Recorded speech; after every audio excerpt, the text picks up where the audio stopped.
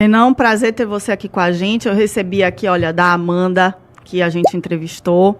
E como eu detesto essa cultura achista do brasileiro, eu estou apreciando bastante a leitura dos projetos de vocês. E também não tenho medo de ser chamada de MBLista, porque o pessoal vai atacar, porque eu estou lendo o livro amarelo, mas não tem problema. Eu quero trazer uma pergunta para você aqui, que é baseada até no que está aqui no livro, um capítulo muito importante, que é sobre o BRICS, né? Um trecho aqui do livro amarelo sobre o BRICS. E aqui na Bahia a gente sofre com a agonia da Bahia estar sendo vendida para a China através de empresas privadas, entre aspas.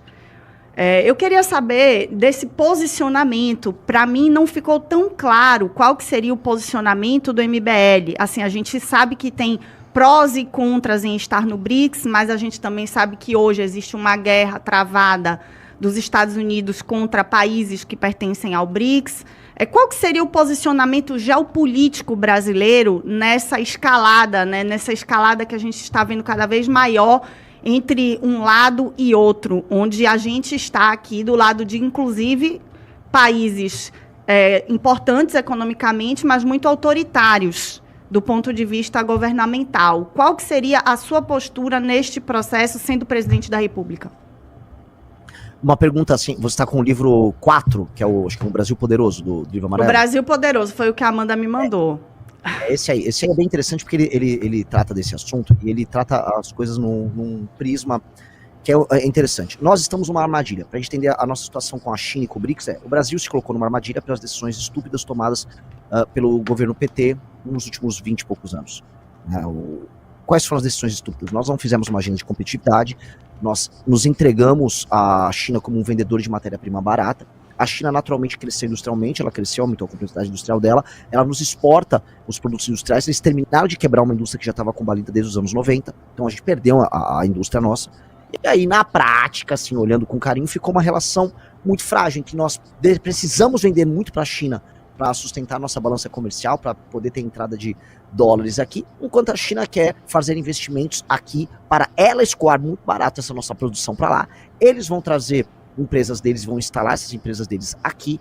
Outra coisa que eles vão fazer, e eu peço muito cuidado de todo mundo nisso, eles estão fazendo esse processo. A China tem 1,2 bilhões de pessoas. A China, ela está exportando não só mão de obra, que hoje não é tão barata, mas uma mão de obra, vamos dizer, industrial, mas ela está levando gente para fazer a parte de gestão das próprias empresas. A China está criando classes médias chinesas em outros lugares, um corpo administrativo das próprias empresas, e as empresas deles não são empresas que acabam interagindo com o ecossistema econômico e social brasileiro. São empresas que são como se fossem ilhas chinesas aqui, que dispõem, por conta da relação que os BRICS criam com o governo brasileiro, especialmente o governo atual, vamos dizer, de um status diferente de empresas brasileiras para trabalhar. Eles não dispõem das mesmas leis trabalhistas que as nossas, eles fazem os negócios que eles querem, eles obtêm incentivos fiscais para fazer operações que a gente sabe que não são industriais.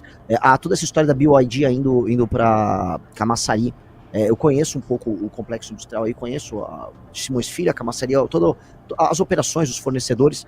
Todo mundo sabe que a BYD ela não vai ter nenhuma operação industrial, a gente não está aumentando a complexidade da economia na Bahia com uma ida da BYD. A gente está só vendo um produto que vem da China, vai ser colocado aqui, e eles vão ter o benefício simulando que está tendo uma operação, não está tendo ganho de complexidade na economia baiana, em nenhum sentido. A gente não está tendo mão de obra qualificada sendo criada ali, inclusive boa parte dessa mão de obra são chineses que estão vindo. Isso está acontecendo no Brasil inteiro.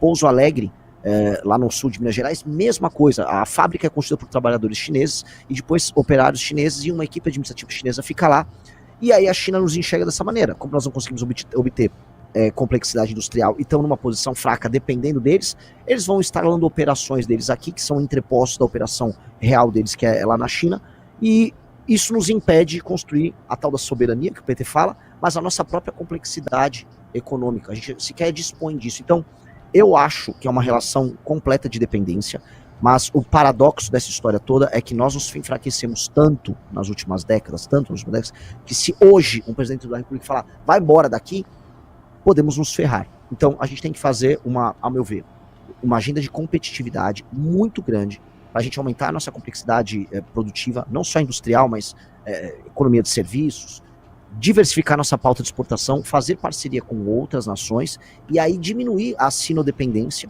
que é uma coisa concreta, é real. Aproveitar que está tendo uma espécie de uma guerra fria entre China e Estados Unidos para poder olhar para ambos e falar, e aí? Né? Especialmente para os Estados Unidos.